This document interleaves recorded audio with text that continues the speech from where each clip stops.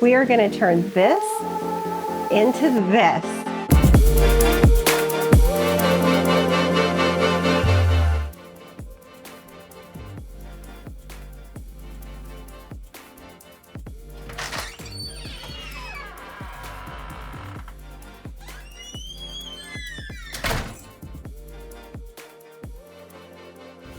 We are harvesting some of our wild lettuce.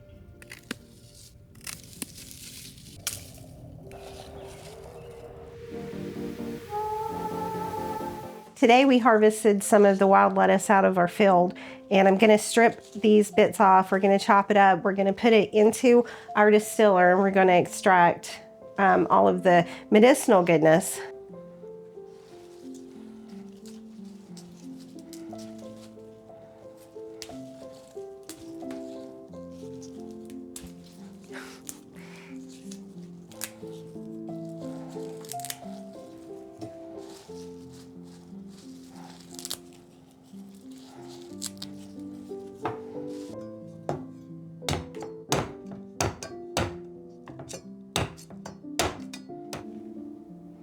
So we're going to be using our LeTime distiller to extract today, and I'm going to start with 2 cups of 190 proof alcohol.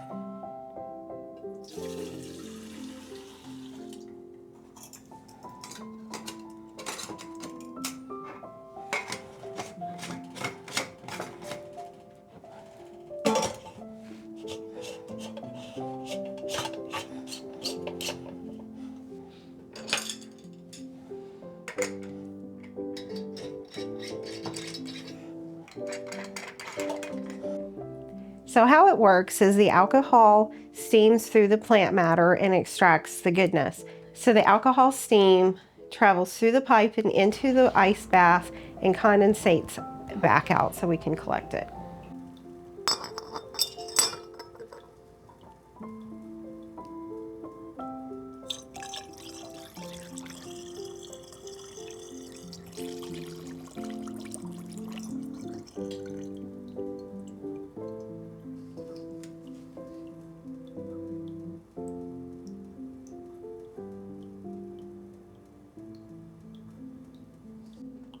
So I've been asked by several people to do a little tour of my apothecary and kind of just show the process of how I go about doing things here. And this is my main work area where when things come in, this is where I process, I get them ready to dry. I always have things rotating. I've got baskets and whatever everywhere just full of things that are constantly coming and going. I've got things hanging to dry, air drying here and there. I have oils, tinctures, oxymels, different things that need to be in a dark away place, stays down there. And this is where I work. I work on my care packages, my teas, when I'm doing salves or whatever it is. This is my main work area. So this time of year, everything is just really starting to get up and flourishing, and that's when every day it becomes just a routine of going out, harvesting things, bringing them in, washing them, stripping them, getting them ready to process whichever way it is that I'm going to be using them, whether it's fresh or dried. They come in, they get processed, and then as soon as they are dry, it's ready to be stored. They get put into jars and on the shelves and out of the way, and in comes the new. I work this time of year a constant to keep the apothecary just continuing to be filled for the winter to make it through till next year until we start, getting back into this routine again. So my goal is to ultimately have all of the product that I have that I've grown in my gardens and processed myself and stored. So I have a full year of everything that I need to make it through. So this is my little tea workstation. This is where I store all of the things that I use in my care packages, and when I'm making up little things to send off to friends and family or birthdays, whatever. I keep all the things here so it's quick and easy. This little corner is where everything started. I originally had a little table here. I had little bowls with seeds and herbs drying here and there.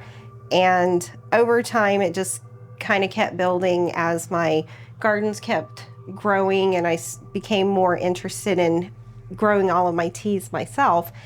The jars just started getting more plentiful and bigger. So we had to come up with a different solution and we built shelves across the room. So now I have my bulk things that I use a lot of, the chamomile and lavender, and the rose petals and different flowers that I dry throughout the year so I can put into my bath packages.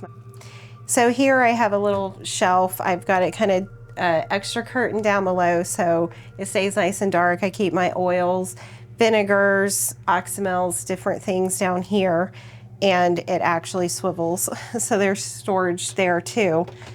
I have some various mushrooms drying throughout the apothecary too. That's pretty standard here.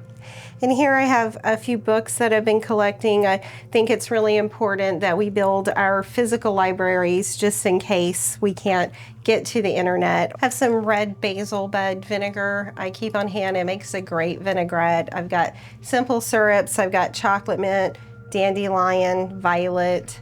Here I keep a few oils and supplies, witch hazel, glycerin. I don't really use very much oil, bought oils. I try to make my own, but I do have a few things that I've needed here and there over time. So this is my tea bar, the area where I work on my teas and my care packages. I have all the supplies here, all the bags for the teas, wax bags, the little bags here, which are amazing for my bath bags with salts and flower petals and herbs and different things. And I have all the containers and everything to make up the teas and different things, jars, bags, all the things that I need to make happy little care packages. Here I have loofah that I grew last year. Those are really fun to throw into my care packages, whether it's, you know, just a simple relaxing care package or a bath time care package. They're a lot of fun. And this basket, just a little picnic basket, that is where I keep all of my seeds. I save all of my seeds from, whether it's, you know, our food, vegetables, but I keep all of the seeds from my herbs and all of the different things that I grow, and they end up getting dried and put into envelopes and into my little basket until I get ready to put them out. I'm often asked, do you really need that many baskets?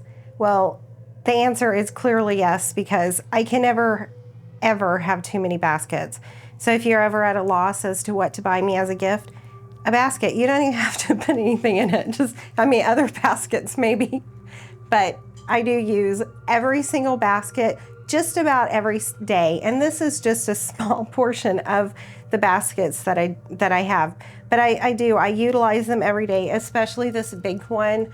Anytime I'm in the thrift stores, I go immediately to the basket. And these days, a lot of them are just ridiculously expensive. So when I found this one for $5, and I use it daily for years now, those are the kind of things you never, ever pass up. You just scarf it right up.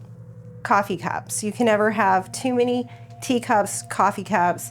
Just hoard the cups and the baskets. It's fine. So I always keep the kombucha going once it's usually very thoroughly ready to be bottled, because I forget, and I bottle it, restart the batch, and just keep it going. I use it for all different kinds of things. You can use it for dressings the same, add some oils, all the different things. It eventually becomes vinegar basically. So this is where I set up all the things to dry. I have these little tray tables that are amazing because you can just take them out and brush them off outside. They're perfect for it. I always have things drying. I have a big bowl down here. I've got mullein here. I've got lamb's ear in a bowl there, red clover here.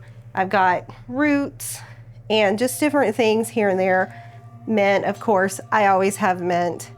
always have mint drying. Dandelion, all the different things here, and it will continue to turn over. Once that is thoroughly dried, it gets packaged, moved out, something else gets put in its place. So here is the end product of all of the things that I dry in the other areas. I have all the different things that I've either grown and processed or foraged and processed, like chickweed cleavers, all the different red clovers.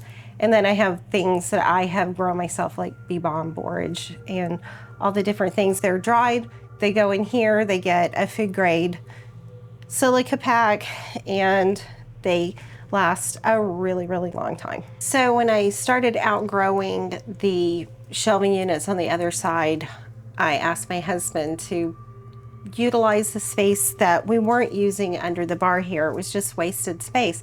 So I asked him to just make shelves that would fit my different jars. So he went into his wood shop and he constructed these most beautiful shelves.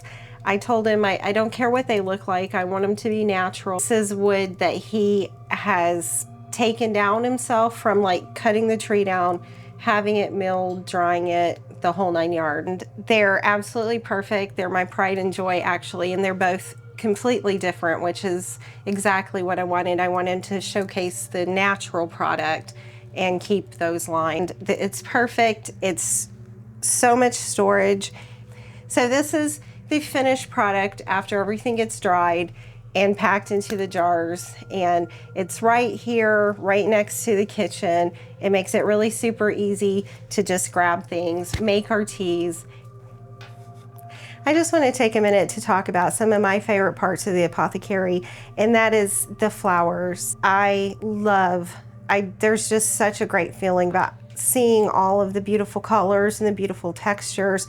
The smells, of course, are crazy, but these are just a few of the things that I spend every day out collecting, and sometimes it'll be just a tiny little handful, a little tiny bit of borage. It doesn't really look like much, but that's a month of collecting daily.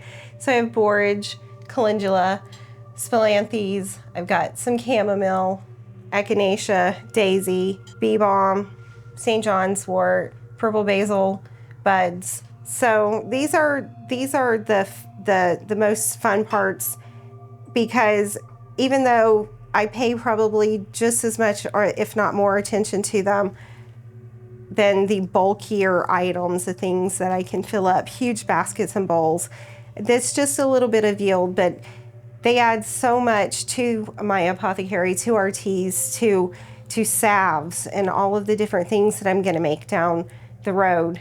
And it's just so beautiful to be able to walk in and just see all these things inside, and it's just like art. So I hope that gives you a little oversight into how things work here, why I do the things that I do, and just a little glimpse of the passion that I have for, you know, my herbs, my gardens, my teas, my family. And just thanks for spending the moment with me.